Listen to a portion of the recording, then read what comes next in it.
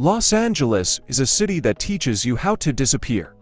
While standing in plain sight, I learned that the hard way with Sebastian.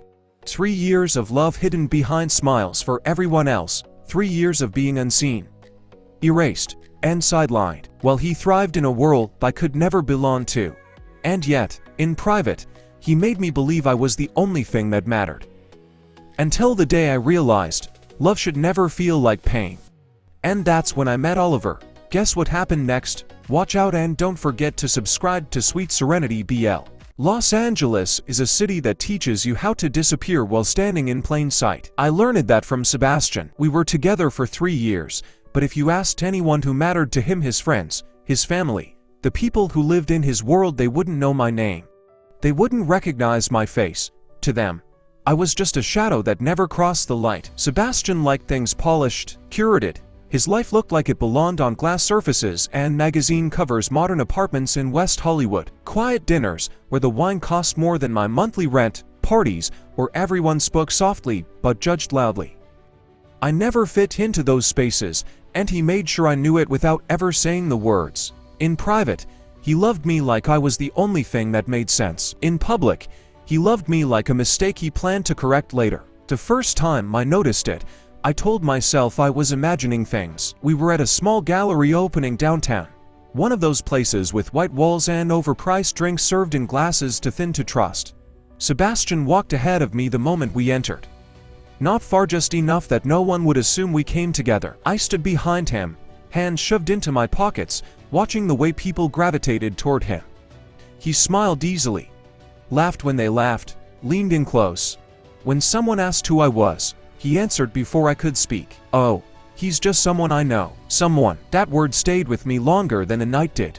Later, in the car, he reached for my hand like nothing had happened. His thumb traced slow circles against my skin, familiar and grounding. "I didn't mean it like that," he said softly. "Eyes on the road. You know how people are." I nodded because that was easier than asking what I was supposed to be. That was how it always worked, a small cut in public, a gentle apology in private, enough affection to stop the bleeding, never enough to heal the wound. At family gatherings, it was worse. Sebastian's family lived in a quiet neighborhood north of the city, the kind with trimmed hedges and driveways that held more cars than people. I only ever came as a guest, never as him.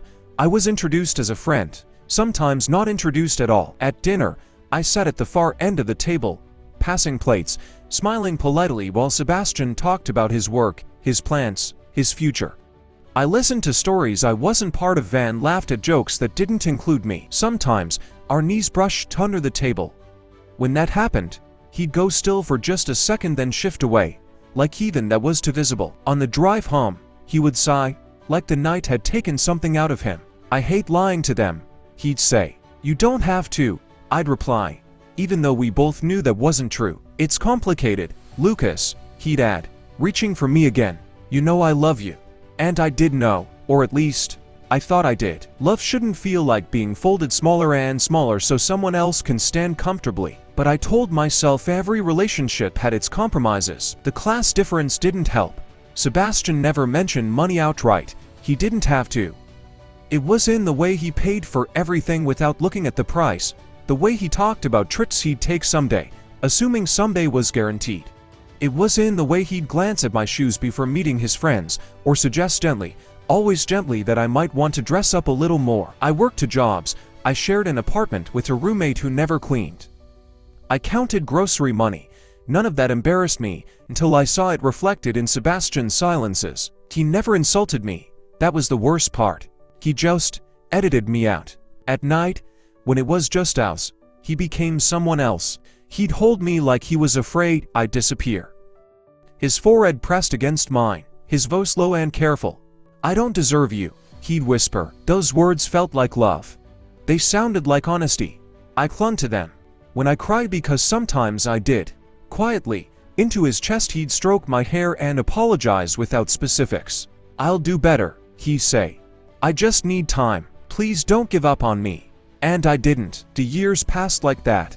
First year, second, third. Each year, I lost a little more of myself and called it patience. The breaking point didn't come from shouting or betrayal. It came from something small. We were at a cafe in Silver Lake, sitting outside, sunlight spilling over the table.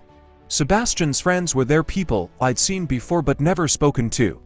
I sat beside him, close enough to feel his warmth. One of them asked, "So how do you two know each other?" Sebastian laughed lightly. "We don't really. We just ran into each other." I waited, just a second. Maybe he'd correct himself, maybe he'd look at me. He didn't. Something inside me went quiet. That night, I didn't cry. I just stared at the ceiling while he slept beside me, breathing evenly, at peace. For the first time in 3 years, I asked myself a question I'd been avoiding. What if this never changes? The answer terrified me, because deep down, I already knew it.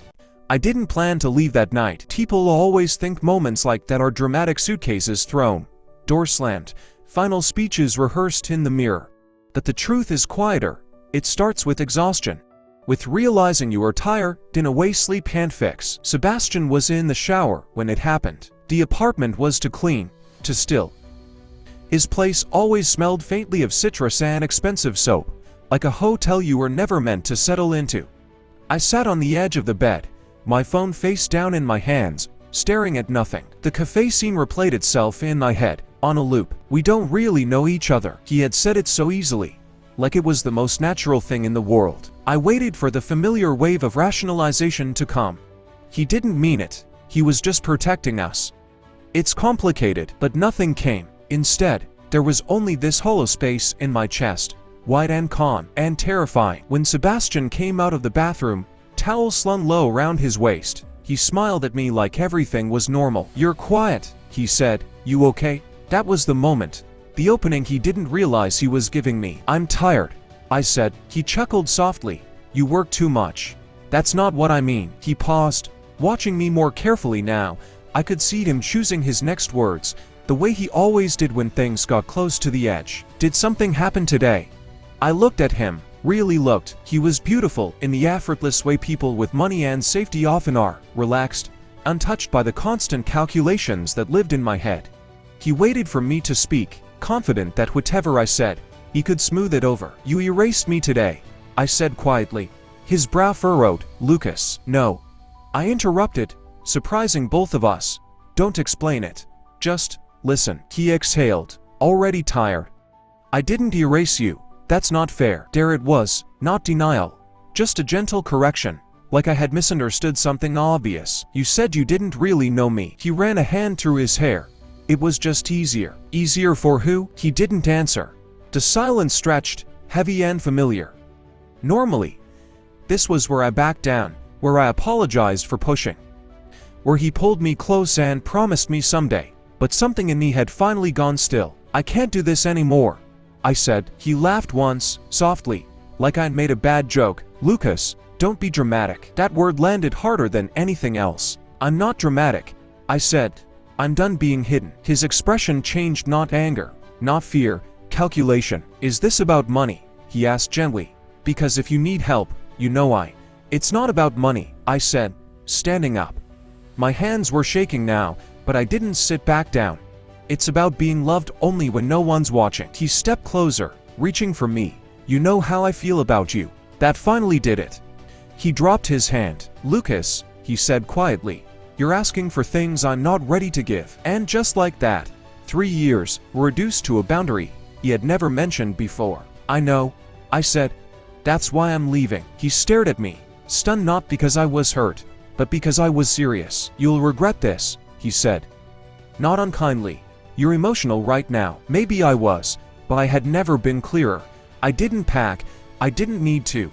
Everything that mattered to me was already gone. I walked out into the Los Angeles night with nothing but my phone, my wallet, and a chest full of things I had never said.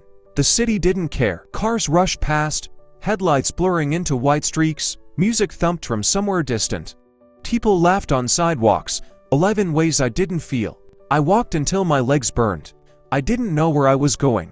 I just knew I couldn't stay. At some point, the tears came, not sobbing, not loud, just silent, unstoppable.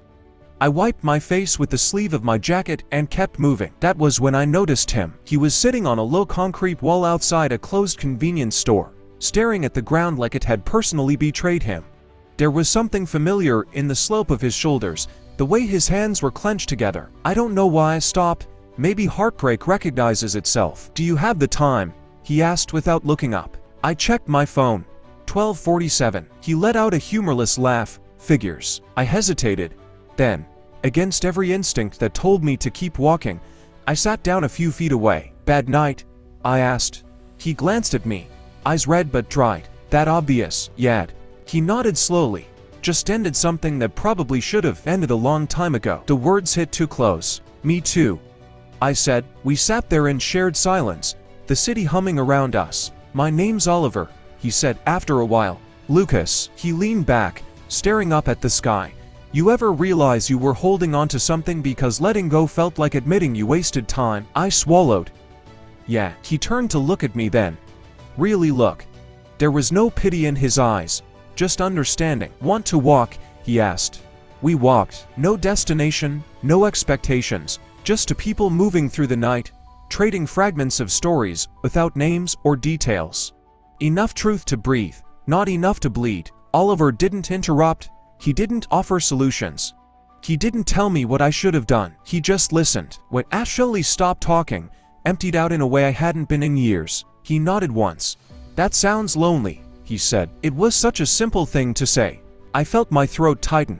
It was. He didn't touch me, didn't push, just stayed beside me like my presence wasn't inconvenient. When we parted, it was with exchanged numbers and a quiet understanding that neither of us named. As I watched him walk away, something unfamiliar settled in my chest. Not hope, relief. For the first time in 3 years, I felt seen without being owned. And somewhere across the city, in an apartment that no longer felt like home, Sebastian was sleeping peacefully, unaware that the version of me who waited had finally disappeared. Love with Oliver didn't arrive like a storm. It arrived like quiet mornings and unanswered fears slowly losing their power. At first, we were careful with each other in the way only broken people are. We spoke around our pain instead of directly into it, circling the truth like it might bite if touched too soon. We met for coffee, then walks, then dinners that stretched longer than planned. Nothing was labeled, nothing was rushed, and yet everything felt different. Oliver never asked me to explain myself twice.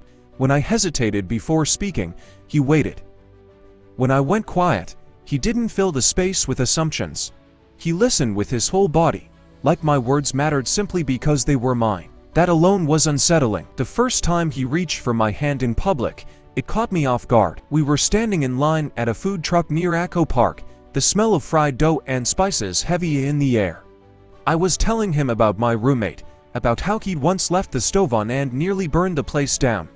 Oliver laughed, warm and unguarded. Without warning, his fingers slipped into mine. I froze. Not because I didn't want it, because my body didn't know what to do with love that didn't hide. "You okay?" he asked quietly, noticing the way my breath hitched. I nodded too quickly. "Yeah. Yeah." He didn't pull away, didn't tighten his grip either. Just held my hand like it was the most natural thing in the world. No scanning the crowd, no calculating who might see, no flinching. The line moved, people talked, life continued, and nothing bad happened. Later that night, alone in my apartment, I cried over something that small. I told myself I was being dramatic, that it was just a hand, that it didn't mean anything, but it did. It meant everything. Healing, I learn it, isn't loud, it's disorienting. It feels like relearning how to exist without bracing for impact. With Oliver, there was no emotional whiplash, no highs that demanded lows to balance them out. Just consistency. That terrified me more than Sebastian's chaos ever had. With Sebastian, I knew the pattern. I knew when to shrink, when to soothe, when to forgive. Love had been something I earned by being patient, understanding, invisible. With Oliver, I didn't know what role to play, so I showed up as myself, and he stayed. The first time Sebastian called, after I officially ended things, I was sitting across from Oliver at a small diner, sharing fries and talking about nothing important. My phone buzzed against the table. Sebastian's name lit up the screen. My stomach dropped. Oliver noticed instantly. "You don't have to answer," he said. I stared at the phone for a long moment, then I flipped it face down. "I know." That surprised both of us. Sebastian left a voicemail, then another. Texts followed, carefully worded, calm, reasonable. "We should talk. I think we owe each other closure." You left without really giving me a chance. I read them late at night, alone in bed, the familiar pull tightening in my chest. His words still knew how to find the softest parts of me, but something had changed. They didn't control me anymore. When I actually agreed to meet him, it wasn't out of longing, it was out of clarity. We met at the same cafe where everything had quietly broken. Sebastian looked the same, immaculate, composed, wounded in a way that demanded sympathy. "I've been thinking a lot," he said, after we sat down. "I didn't realize how much I was hurting you." I watched him carefully, the posture, the tone. The familiar apology without accountability. "I did," I said simply. He frowned. "You know it wasn't intentional." "I know," I reply. "That doesn't make it okay." That threw him off. "I can change," he said. "I just needed time." "You had 3 years." His jaw tightened. "So that's it. You just moved on." "Yes." The word felt solid in my mouth. "I'm seeing someone," I added, not to hurt him, just to be honest. Something dark flickered across his face, not anger, not jealousy, possession. "Is he serious about you?" Sebastian asked. "Because people like you get attached easily." There it was. The quiet cruelty dressed as concern. I stood up. "Don't talk about me like you know me," I said. "You never did." I left without looking back. When I told Oliver about it later, I expected questions, fear, doubt. Instead, he listened. "I'm proud of you," he said. That was all. Love with Oliver wasn't perfect. I still flinched sometimes when he raised his voice too suddenly. I still apologized for things that weren't my fault. I still expected him to disappear after moments of closeness, but he didn't. He showed up. Again. And again. The first time he introduced me as his boyfriend, it happened casually over drinks with friends. "This is Lucas," he said, arm brushing mine. "My boyfriend." No pause, no hesitation. My chest felt like it might split open. Later, when we were alone, I asked him why he did it so easily. He shrugged. Why wouldn't I? I didn't have an answer that didn't involve years of being taught I was something to hide. That night, as he held me, I realized something devastating and beautiful, all at once. Love was never supposed to hurt like that. What Sebastian had given me wasn't love, it was permission that could be revoked at any time. Oliver gave me choice, and somewhere deep inside, I knew Sebastian would come back. People like him always do when control slips through their fingers. I should have expected him to come back, of course I should have, because people like Sebastian always return when they feel the fragile threads of control slipping through their fingers. And when I first saw his name flash across my phone, my chest tightened, not with desire, not with the hope I had once clung to like a lifeline in stormy seas, but with the quiet, sharp awareness that he was not the person I needed anymore, and that the version of me who had waited patiently for apologies and promises that never came had finally ceased to exist. And for a moment I felt the old pull, the reflexive ache that had kept me tied to him through years of being unseen. Erased, folded into silence, while he walked proudly in a world that never belonged to me. But when I lifted my head and looked at Oliver sitting beside me, warm, steady, hands resting lightly on the table, eyes calm, and voice patient as he teased me about spilling coffee on the table, I felt the weight of those years begin to slide off my shoulders like rainwater running down the glass panes of my old apartment. And I realized that the person I had become, the one who had survived being ignored, sidelined, and silenced, was not the same person he had left behind in the past, the one who could be manipulated, cajoled, or guilted into submission. And that realization alone was power enough to make him irrelevant even before he arrived. When Sebastian finally did arrive, he was careful, of course he was, with his clothes perfect, his hair impeccably styled, his smile smooth and composed, as if he were walking into a social engagement rather than a confrontation with the person he had hurt the most. And there was a faint tension in the air as he approached, polite, calculated, eyes briefly scanning Oliver before they landed on me. And for the first time in a long time, I noticed the difference in the way he looked at me now, because even though his eyes were filled with the rehearsed regret he always carried, there was something else behind them, a flicker of panic, the sharp edge of realizing he had lost something he had never learned to cherish in the first place. And it was deliciously satisfying, and yet, in that instant, I felt no joy, only the calm clarity of knowing that he would not be able to manipulate me again. Not here, not now, not ever. He began to speak, carefully, the words soft but deliberate, designed to charm, designed to remind me of old habits, old patterns, old weaknesses he believed I might still harbor. And he spoke about memories he had shared.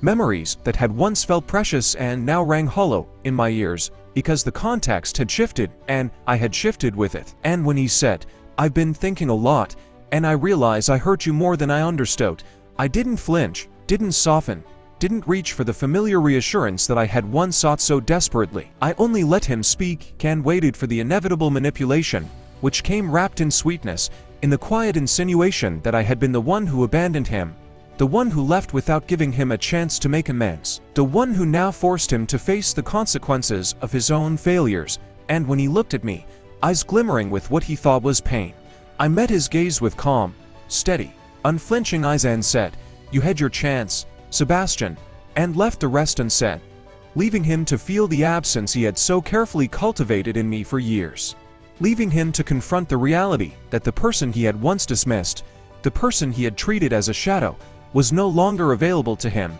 that I had stepped fully into the light, and the light was warm, steady, and impossibly unyielding, like Oliver himself, who was waiting outside, who had been waiting through every conversation, every confrontation, every flicker of doubt, with patience that was revolutionary and radical because it did not demand I be anything other than myself. I walked out, past the cafe where so much had quietly ended years ago, past the streets of Los Angeles humming with life that did not care for my heartbreak, and as I reached Oliver, I felt a profound sense of relief, not the shallow relief of escaping pain, but the deep, resounding relief of having survived, of having reclaimed the part of me that had been taught to disappear, of having found a love that did not hide in shadows and did not demand secrecy. And when I slipped my hand into his, feeling his fingers wrap around mine with casual certainty, I realized something important, something that Sebastian had never allowed me to understand fully, which was that love is not about being wanted only when convenient. It is not about apologies that must be repeated to soothe guilt. It is not about bending yourself into shapes you do not recognize to satisfy someone else's image. It is about being present, fully and unapologetically. And when Oliver smiled down at me, relaxed, steady, patient, I knew that the years of heartache, of erasure, of being made small, had all laid me here, to this moment where my heart could expand without fear, without hesitation, without compromise. Sebastian tried again. Of course he did, subtly at first, with words that sounded kind, with references to old memories, with the suggestion that he had changed, that he had learned it, that he had realized. But every attempt fell flat, every carefully chosen word bounced harmlessly off the shield I had built over the years.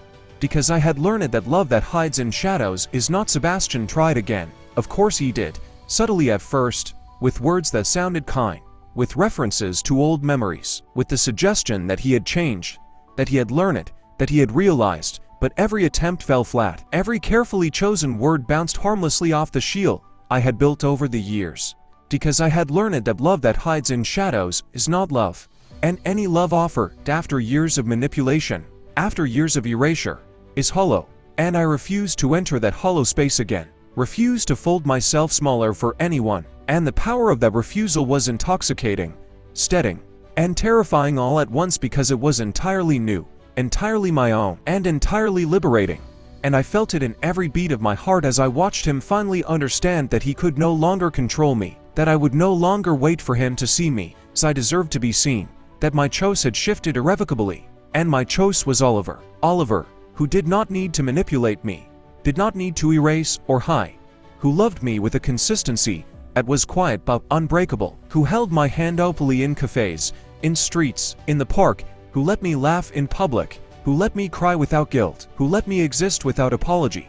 And when Sebastian finally left, leaving only the faint scent of his failed attempts behind, I realized that karma had quietly done its work, not through drama, not through shouting, not through revenge, but through absence, through the undeniable truth that he had lost the person he tried to control, and that the world, in its quiet way, had corrected the imbalance. And in that moment, as Oliver pressed a soft kiss to my temple, as we walked through the streets together, fingers entwined, laughter spilling between us, without caution, without shame, without fear, I understood that the years of heartbreak, of manipulation, of being hidden, had led me to a love that was fearless, love that existed in the light, love that could never be taken away because it was built on truth, presence, and mutual care.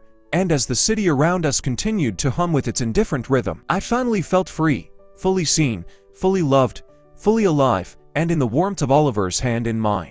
I let go of all the shadows that Sebastian had cast over my life, finally, irrevocably, knowing that some loves are meant to teach you pain, and some loves are meant to save you, and I had found the latter, and I would never let it go.